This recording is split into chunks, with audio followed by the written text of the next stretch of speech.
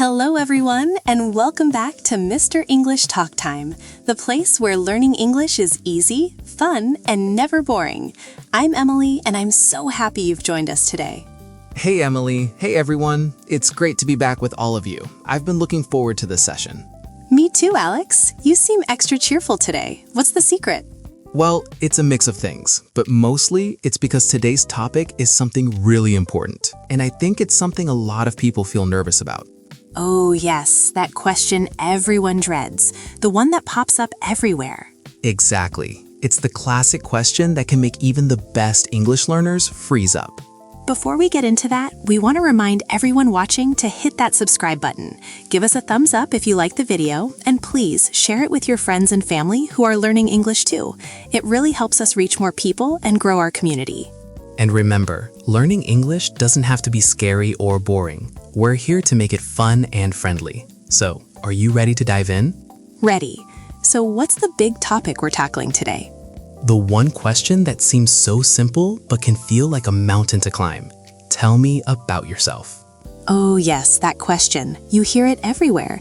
New class, job interviews, social events, and for many, it's like the moment the air freezes.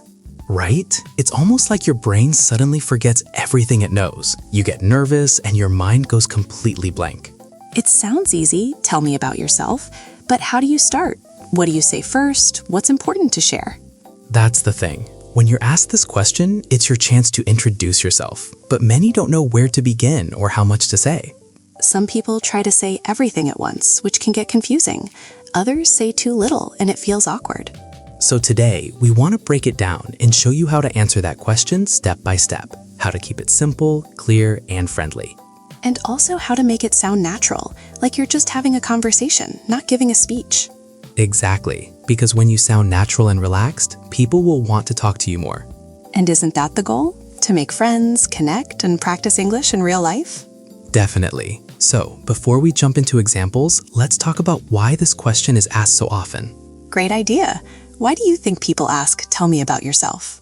Well, it's a way to start a conversation. It gives the other person a chance to learn who you are. It's like opening a door. Right, and it's also a way for teachers, employers, or new friends to understand you better. And it can set the tone for the whole conversation or interview. If you give a clear, friendly answer, it makes everything easier. But it can feel scary because it's so open-ended. You don't know what to focus on. Exactly. It's not like a yes or no question. You have to decide what parts of your life to share. So what do you recommend? Should people prepare answers in advance?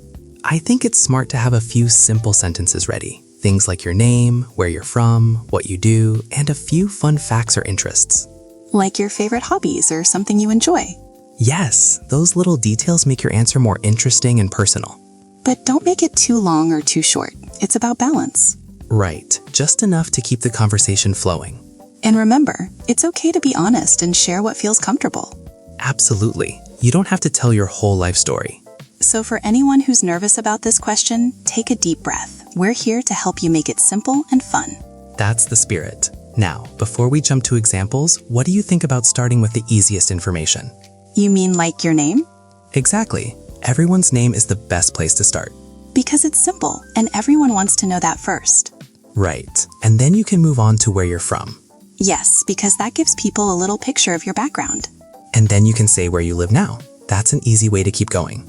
Then maybe your age if you want to share. And your job or what you study. That's really important because it tells people what you do every day. And after that, you can talk about your family or your pets, things that show more of your personality. Exactly. And finally, you can share your likes and dislikes, your favorite foods, hobbies, or things you don't enjoy. That sounds perfect. Step by step from easy to more personal. Yes, and by the end, you've painted a friendly, interesting picture of who you are. And it's a great way to start a conversation because the other person will want to ask more questions. Like, oh, you like painting. What do you paint? Or you have a dog. What's his name? Those questions keep the conversation going naturally. So don't be scared of this question anymore. It's really just an invitation to share a little bit about yourself. Exactly. And today we're going to show you how to do just that, with examples, tips, and even a little fun. All right, Alex, I'm excited. Shall we get started? Let's do it. All right, Alex. Now that we've talked about why this question feels so scary, let's actually start answering it. when someone says, "Tell me about yourself," what's the very first thing you should say? Your name. Always start with your name. It's simple, natural, and expected. Exactly. Your name is the easiest and safest place to begin. So let me try. Hi, my name is Alex. Perfect, clear, and confident. And you can even spell your name if you want, especially in a classroom or online. Right. You could say, my name is Alex. A-L-E-X. Simple, friendly, no stress. After your name, the next very common question is, where are you from? Yes, people almost always ask that next. So I'd say, I'm from the United States. Great example. Short and clear. I could say, I'm from Canada. And if you want to add a little more detail, you can mention your city or town. Exactly. For example, I'm from Canada, from a small town. Or, I'm from the United States, from New York. That helps people imagine where you're from, and it keeps the conversation going. Now, after that, a lot of people ask, where do you live? Yes, and sometimes that's the same as where you're from, but sometimes it's different. Right. So I might say, I live in a small town. And I could say, I live in a big city. And then you can add a feeling. That's important. Yes, feelings make your answer sound more natural. For example, I live in a small town. It's quiet and peaceful. Or, I live in a big city. It's busy and noisy, but I love it. See how that sounds like real conversation? Exactly. You're not just giving facts, you're sharing a little bit of yourself. Now let's move on to another common question. Where you live, house or apartment? This one comes up a lot in casual conversation. So I might say, I live in a house. And I might say, I live in an apartment. You can keep it short, or you can add one small detail. For example, I live in a small apartment, but it's very comfortable. Or, I live in a house with a garden. Those small details make your answer more interesting. And they give the other person something to ask about. Like, oh, you have a garden? What do you grow? Exactly. That's how conversations grow naturally. Now let's talk about age. Age is optional. You don't have to share it if you don't want to. That's very important to say. But if you're comfortable, you can simply say, I'm 28 years old. Or, I'm 25. Both are totally fine. And remember, you don't need to explain your age or apologize for it. Right. Just say it confidently and move on. Now let's put all of this together into one smooth answer. Okay, let me try. Go for it. Hi, my name is Alex. I'm from the United States. I live in a small town. It's quiet and peaceful. I'm 28 years old. That sounds great. Very natural. Now let me try yours. Okay. Hi, my name is Emily. I'm from Canada. I live in a big city. It's busy, but I love it. I'm 25 years old. Perfect. That sounds like something you'd hear in real life. And notice we didn't rush. Yes, speaking slowly and clearly is important. Especially when you're learning English. And you don't need fancy words. Simple English is strong English. Now, some learners worry about making mistakes. That's normal, but mistakes are okay. People care more about understanding you than perfect grammar. Confidence matters more than perfection. And smiling helps too, even when people can't see you. Your voice sounds friendlier when you smile. So let's review. When someone says, tell me about yourself, you can start with Your name, where you're from, where you live now, and your age if you want. That's already a complete introduction. Yes, and you can stop there or continue, depending on the situation. In a short conversation, that's enough. In a longer conversation, you can add more later. There's no pressure to say everything at once. You're in control of your story. And the more you practice, the easier it becomes. Exactly. This question only feels scary before you practice it. After that, it becomes a chance to connect. All right, Emily. I think our listeners are ready for the next step. Me too. In the next section, we'll talk about jobs, studies, and daily life. That's where things get even more interesting. Let's keep going. Absolutely. All right, Alex. Now that we've covered the basics, name, where you're from, where you live, and age, it's time to move on to something people almost always ask next. Yes, the big question. Exactly. What do you do? This question is very common, and it's also very important. Right, because it tells people what your daily life looks like. So let's start simple. When someone asks, what do you do? They usually want to know your job or what you study. Yes, and again, simple answers are best. So I might say, I'm a teacher. Perfect. Short and clear. And if I want to add a little more detail, I can say, I'm an English teacher. That sounds very natural. And then I can add a feeling, like, I really enjoy my job. That one sentence already tells people a lot about you. Exactly. I'm an English teacher and I love my job. Now let's try the student version. Okay, you could say, I'm a student. Yes, and then people often ask, what do you study? So you can answer, I study art. Perfect. And you can add, I love drawing and painting. That makes her answer more personal. Right, so a full answer might sound like this. I'm a student, I study art, and I really enjoy it. That sounds very natural and confident. Now let's talk about family. This is another common topic in conversations. Yes, especially when people want to get to know you better. So a common question is, do you have any brothers or sisters? And you can answer simply, yes I do, or no I don't. If you do, say how many. For example, I have one brother. Or I have 2 sisters. Then you can add their names if you want. Yes, I have one brother, his name is Tom. And people often ask if they're older or younger. So you can say, he's older than me. Or she's younger than me. You can also say what they do. For example, my sister is a student. Or my brother works in an office. Again, only share what you're comfortable with. There's no rule that says you must share everything. Now let's talk about parents. People sometimes ask, what do your parents do? And you can answer simply, My mother is a teacher. my father is a doctor. Those short sentences are perfect. You don't need long explanations. Short, clear answers are best for conversations. Now let's move on to a fun topic, pets. Yes, people love talking about pets. So someone might ask, do you have any pets? You can say, yes, I do, or no, I don't. If you do, say what kind. I have a dog. I have a cat. Then you can add the name. My dog's name is Max. My cat's name is Luna. And you can describe them a little. Yes, he's very friendly. She's very quiet. Or he's funny and energetic. Or she's sleepy and calm. These details make your English sound natural and real. And people usually enjoy listening. They might say, oh, that's so cute.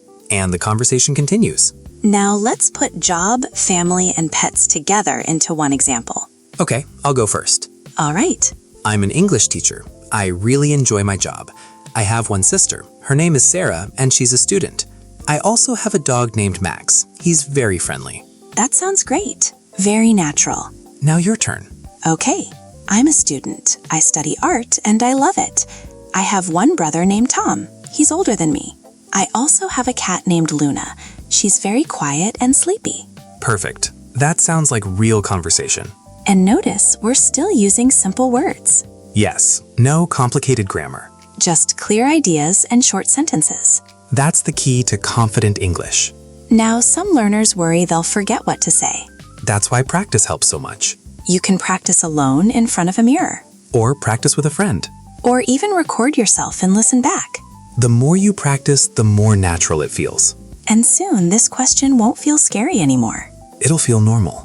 All right, Alex. I think our listeners are doing great so far. I agree. They're building strong answers step by step. In the next section, we'll talk about favorite things, hobbies, likes, and dislikes. That's where personalities really shine. Exactly. Let's keep going. Let's do it. All right, Alex, now we're moving into one of the best parts of any conversation. Yes, favorites and hobbies. This is where your personality really starts to show. Exactly. People love talking about what they enjoy. And they love listening too. So let's start with a very common question. What do you like to do in your free time? That question comes up all the time. And the good news is, there's no wrong answer. Right. You just need to be honest and simple. So I might say, in my free time, I like to read. That sounds natural. Or I like watching movies. Very common and very normal. You can also say, I enjoy listening to music. Yes, I enjoy sounds a little softer and polite. Now, if you want to add more detail, you can mention what kind. Exactly. I like watching movies, especially action movies. Or I enjoy listening to music, mostly pop and jazz. That extra detail makes your answer more interesting. And it gives the other person something to talk about. They might say, oh, what's your favorite movie? Or what kind of music do you like? And just like that, the conversation continues. Now let's talk about hobbies. Hobbies are things you do regularly for fun. Right, so I might say one of my hobbies is cooking. That sounds very natural. Or my hobby is photography. You can also say, I enjoy cooking in my free time. Or I like taking photos on the weekends. Weekends are a great word to use. Yes, because most people relax on weekends. Now let's talk about favorites. Favorites are easy and fun to talk about. A common question is, what's your favorite food? And I might say my favorite food is pizza. Classic answer. Or I really love pasta. You can add a reason if you want. Because it's delicious and easy to make. That sounds very natural. Another common one is favorite movie. Yes, my favorite movie is Titanic. Or I don't have one favorite, but I like comedies. That's a great answer too. Now let's put hobbies and favorites together. Okay, go ahead. In my free time, I like reading and watching movies. My favorite movies are action movies. One of my hobbies is cooking, and my favorite food is pasta. That sounds very smooth. And very realistic. Now let me try. All right. In my free time, I enjoy listening to music and drawing. One of my hobbies is painting. My favorite food is pizza, and I really love chocolate. Perfect. That sounds like real life. And again, no difficult grammar. Just clear ideas. That's the goal. Now let's move on to likes and dislikes. Likes and dislikes are very important in conversations. Yes, because they help people understand you better. A common question is, what do you like? You can answer very simply, I like coffee. Or, I like quiet places. You can also talk about dislikes. But be polite. Yes, instead of saying I hate, you can say, I don't really like. that sounds softer and more natural. For example, I don't really like loud music. Or, I don't like waking up early. Very relatable. Now let's talk about preferences. Preferences help compare things. So I might say, I prefer tea over coffee. Or, I prefer staying at home. That sounds very natural. Now let's connect likes and dislikes to daily life. Okay, You could say, I like mornings, but I don't like waking up early. that sounds very human. Or, I like my job, but I don't like long meetings. That's real life. Now let's put everything together into one long answer. All right, I'll try. Go ahead. In my free time, I like watching movies and reading books. My favorite movies are action movies. One of my hobbies is cooking. I really enjoy making pasta. I like quiet places, but I don't really like loud music. I prefer staying at home on the weekends. That sounds excellent. Now your turn. Okay, in my free time, I enjoy listening to music and drawing. My hobby is painting. My favorite food is pizza. I like relaxing at home, but I don't like crowded places. I prefer calm and peaceful environments. Perfect. Now let's talk about closing your answer. Yes, ending is important. You can end with a simple sentence. Like, that's a little about me. Or, so yeah, that's me. Very natural and friendly. It signals that you're finished. And it invites the other person to speak. Exactly. So when someone asks, tell me about yourself, you now have a full answer. From name To job, to family, to hobbies, likes, and dislikes. step by step. No stress. No fear. Just real English. And the more you practice, the more confident you'll feel. English is not about being perfect. It's about being understood. And being yourself. Exactly. Thanks for joining us. Keep practicing and keep speaking. You're doing great. See you next time. Bye.